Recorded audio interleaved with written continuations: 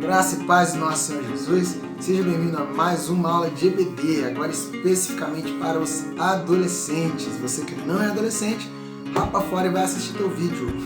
E você que é, seja muito bem-vindo. Essa é a lição número 10, estamos falando sobre a vida do apóstolo Paulo. O título dessa lição é Resistência às heresias. Calma, eu sei que parece chato, eu sei que parece distante, eu sei que parece, sei lá, não sei nem o que é heresia, mas a gente tem muito a aprender, a gente tem um papo legal para vir a partir disso. Eu prometo que ao final você vai conseguir aproveitar alguma coisa para a tua vida, para o teu dia a dia, vai te fazer pensar um pouquinho, ok? Então vamos lá. Se você tem acompanhado as aulas que eu tenho dado aqui no canal da Bíblia do Carro, você tem visto que a gente está falando sobre a vida do apóstolo Paulo e agora especificamente sobre a forma de pensar dele, a forma que ele via. Como Paulo sendo o cara o autor que mais escreveu, né, que escreveu mais livros da Bíblia, acho que foi 13 ou 14, não estou lembrando o número certo. Tem muito do que a gente tem de Bíblia, muito do que a gente tem hoje como certo, como teologia, da nossa forma de pensar, veio do que Deus falou para Paulo, veio do que o Espírito Santo usou Paulo para escrever. Então pensar, ler sobre como Paulo via, a forma que ele pensava, a gente tem muito a aprender nisso. E aí, nessa lição, a gente relembra, né, que uma das coisas, só relembrando lá da lição 3 ou 4, sobre a universalidade do Evangelho, não estou lembrando agora qual lição que foi, dá uma olhada lá, fala igual o YouTube, né? Eu vou deixar aqui no cardzinho para você ver. Mas a gente entendeu, né, que uma das coisas mais espetaculares e absurdas que Paulo fez, uma das maiores contribuições que ele fez, foi tornar o cristianismo uma religião universal, não parte do judaísmo, né, que era a religião de onde o Evangelho veio, de onde o cristianismo veio. A religião judaica é a religião judaica e o evangelho é o evangelho, são duas coisas diferentes. E aí uma das coisas mais incríveis que ele fez foi separar essas duas coisas. O judaísmo é o judaísmo, o evangelho é o evangelho. A lei de Moisés é a lei de Moisés, a lei de Jesus é a lei de Jesus e tal. E aí, por que eu tô relembrando isso, né? Porque apesar de Paulo ter separado, né, ter lutado para mostrar que o Evangelho é separado da religião, do judaísmo, de todas aquelas tradições, muita gente ainda queria bater o pé que não, tem que fazer isso, tem que fazer aquilo e tal, que não sei o que, e ensinava coisas erradas, misturava com o judaísmo ou trazia ensinamentos novos. Isso é o que a gente chama de heresia, é quando o ensinamento canônico, o ensinamento bíblico, ele é poluído, é quando alguém acrescenta ou tira parte do ensinamento, ele não é mais o mesmo. Então, é mais ou menos o que a gente vive hoje, a gente enfrenta muito isso hoje, por quê? Porque é difícil a gente expressar a nossa própria opinião. Sempre tem alguém para falar assim, não, tá errado. É lógico que todo mundo tem direito à opinião, todas as opiniões são válidas, sim. Mas no que diz respeito à minha, no que diz respeito à Bíblia, não. Bíblia é Bíblia. Querendo ou não, a Bíblia vai continuar sendo a palavra de Deus. Eu gostando ou não, eu concordando ou não, a Bíblia vai continuar sendo a palavra de Deus. Deus vai continuar sendo Deus, Ele vai continuar falando o que Ele falou. Eu gostando ou não. E hoje a gente vive num mundo que não tem mais absolutos, que não tem absolutos morais, vamos colocar assim. O que é certo para mim pode ser errado para você. E aí pode ser certo para outra pessoa, e o outro pode não ter nada a ver, o outro já condena. Então a gente meio que fica fluido, o que é certo, o que é errado, o que pode, o que não pode. Um fala uma coisa, o outro fala outra coisa. Você vai ver pontos de vista extremamente diferentes. Toda polêmica que acontece, você vai no YouTube, você vai ver milhares de posições diferentes a respeito daquilo. Todas elas dizem estar certas, dizem ser a correta. No mundo, zilhões de religiões, por exemplo, todas dizem ser corretas. Se você falar, não, isso aqui está errado, isso é preconceito, isso. Então assim, você não pode mais afirmar nada no mundo que a gente vive hoje. E a gente precisa lutar contra esse pensamento, porque absolutos morais existem sim, a verdade existe sim, o que é correto, o que é errado, sim, independente do que o mundo fala, independente do que a mídia fala, do que a política fala, a palavra de Deus continua sendo a palavra de Deus. Quem regula o que é certo e errado, quem nos diz o que é correto, é Deus, é Ele e pronto. Se eu quero concordar com Ele, ok. Se eu não quero, ok, a consequência é minha, a liberdade é minha, tá bom. Mas Ele vai continuar sendo Deus, Ele vai continuar sendo certo. É Ele quem dita o que é certo e o que é errado. Hoje, por causa disso, a gente precisa, essa questão de não ter absolutos, de ter tantas opiniões diferentes, aquela massa imensa de ideias, a gente percebe isso principalmente na área da religião. Por quê? A gente não conhece bem a Bíblia, isso é um fato. Eu sei que vocês que estão me ouvindo, provavelmente a maioria não conhece muito bem a Bíblia, a maioria nem conhece, talvez boa parte nem lê. Então assim, quando a gente não conhece, é muito fácil alguém falar algo e a gente falar assim, poxa, isso faz sentido. Pô, legal, vou adotar pra mim. É o que acontece muito.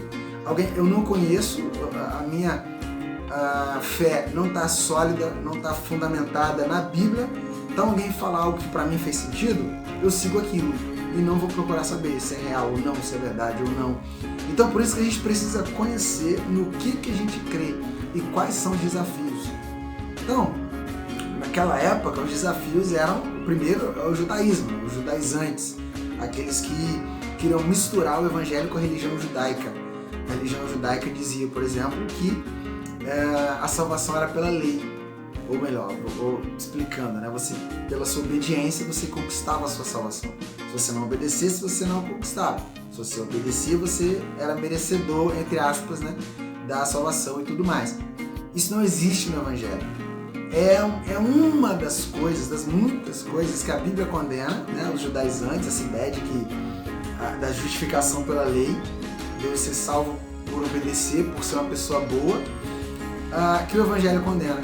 Que lá atrás a Bíblia já condenava e hoje ainda condena, mas a gente não sabe que condena, então a gente acha que merece, a gente acha que é bom, a gente acha que pode fazer algo de bom, a gente acha que pode fazer algo para conquistar a Deus, para merecer a salvação. A ideia é que, tipo assim, a gente sabe que a gente não é bom, mas, então exemplo, né? A gente meio que, entre aspas, ora assim, Deus, eu sei que eu não sou perfeito, eu sei que eu não sou uma pessoa muito boa, mas eu sou melhor do que o fulano.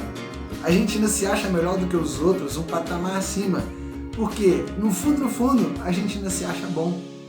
A gente fala, né, eu não sou bom, mas eu sou melhor que a maioria. Eu não sou perfeito, mas eu sou melhor que o fulano. Porque a gente sempre tem a tendência de se achar bom. Isso é heresia. Eu achar que eu posso ir para o céu na força do meu braço, dependendo do que eu faço, dependendo da minha sabedoria, da minha inteligência. Isso não existe. É uma das coisas que Paulo vai combater, uma das heresias que ele vai combater na carta aos Gálatas. Vai falar que a justificação, a nossa salvação, é pela fé, é pela obra de Jesus. Se você quer entender isso melhor, volta lá na aula sobre culpado ou inocente, que eu falo mais sobre isso. A gente estuda sobre como Deus pode nos justificar, como é que Deus pode perdoar o pecador e ainda continuar sendo justo, né? Como é que um juiz justo pode perdoar o bandido e ainda ser justo. Se ele perdoa, ele não é justo, né? Se você quer saber um pouquinho mais sobre isso, vai lá na lição culpado ou inocente, acho que é a lição 7 ou 8, ok? E essa era uma das coisas que os outros queriam inventar, queriam acrescentar no Evangelho. E isso acontece muito hoje. Pessoas que nos fazem acreditar, que nos faz querer ver coisa onde não tem, querer acrescentar coisa onde não tem. O que não salva não é só Jesus, é Jesus e mais alguma coisa. É Jesus e ser dizimista. É Jesus e eu fazer tal coisa. É Jesus, não tem a ver com isso. Então eu sou salvo só por Jesus, então eu vou enfiar o pé na jaca. Não, isso são outros 500 que a gente já falou também. Não tem, se você ainda tem esse tipo de questionamento, me dá um toque no privado, a gente conversa um pouquinho sobre isso,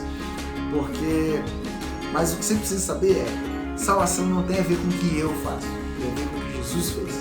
Não depende do que eu faço, não depende se eu sou bom, se eu sou ruim, se eu mato, se eu não mato, não depende. A minha salvação não depende disso.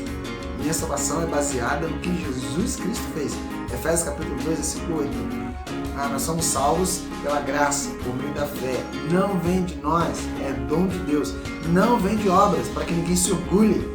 Porque se eu sou salvo pelo que eu faço de bom, eu posso chegar diante de Deus e falar, poxa Deus, eu mereci um cadinho, eu sou bom. Não existe isso na Bíblia, ok?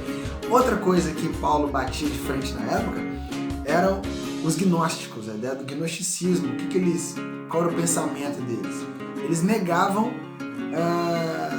que Jesus veio em carne, negavam que um dia a gente vai ressuscitar, Deus vai ressuscitar a gente, negavam e acreditavam que a salvação vinha por um conhecimento secreto, para quem tinha lá a manha, quem tinha que aprender um conhecimento secreto, descobrir chegar num novo nível de conhecimento, de iluminação e aí ser salvo.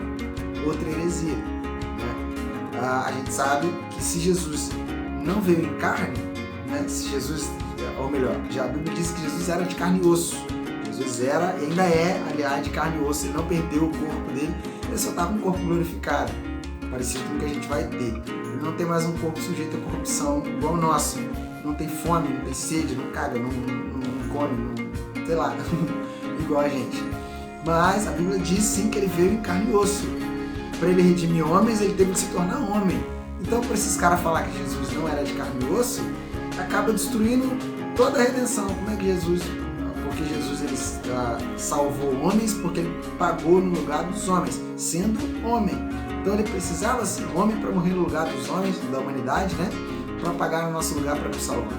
Então o cara falar que Jesus não veio em carne quebrava tudo isso, quebra o fundamento do evangelho. Ele falar, por exemplo, que a gente não vai ressuscitar, quebra a esperança do evangelho, porque Jesus prometeu, falou, eu vou, mas eu volto e busco vocês. Então a gente vê como é que um ensinamento pequeno pode quebrar muita coisa, prejudicar muita coisa.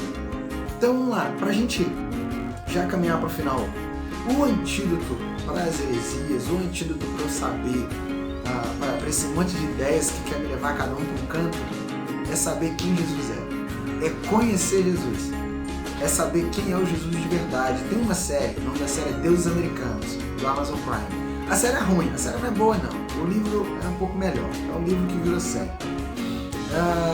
Na série tem um episódio lá, a série é basicamente o seguinte: tudo que você adora é um Deus e cria uma personalidade, vive, né? Então assim, se eu adoro um gato, surge aí um Deus gato que ele vai me servir, ou eu vou servir ele, gente, por aí vai. E aí tem um episódio da série em que o cara ele descobre vários Jesuses, né? Ele descobre o Jesus hippie, o Jesus negão, o Jesus comunista, vários. Por quê? Eu achei isso uma sacada genial, porque todo mundo tem, muita gente tem o seu Jesus, né? Se você for olhar na televisão, você vai ver falando de um Jesus.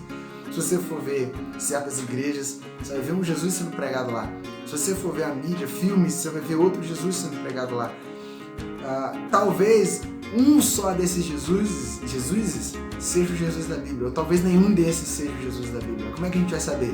Conhecendo o Cristo de verdade, conhecendo quem Jesus é de verdade. Todas as heresias, mas até desganiçou aqui agora.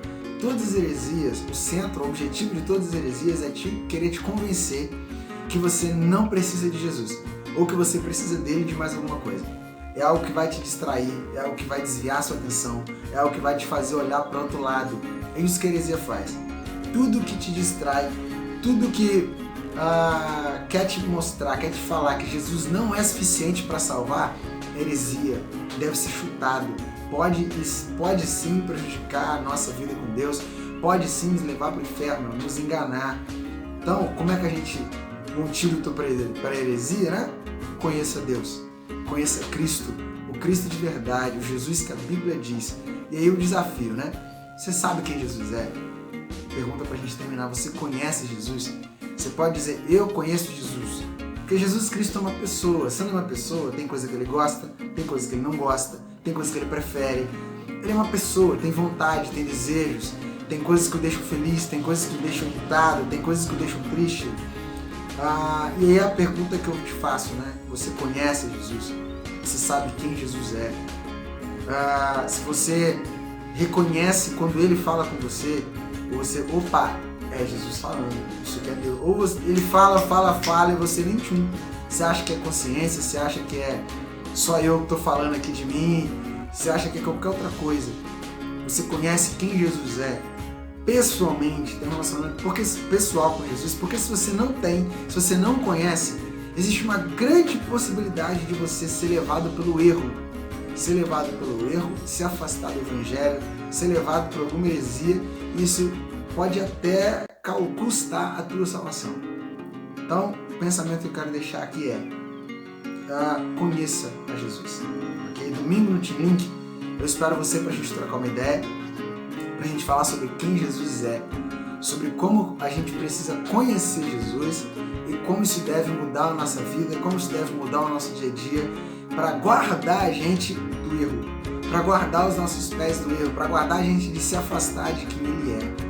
Então, hoje é sexta-feira, esse vídeo está sendo solto na sexta-feira, domingo às 10 horas da manhã eu te espero no Team Link, ok?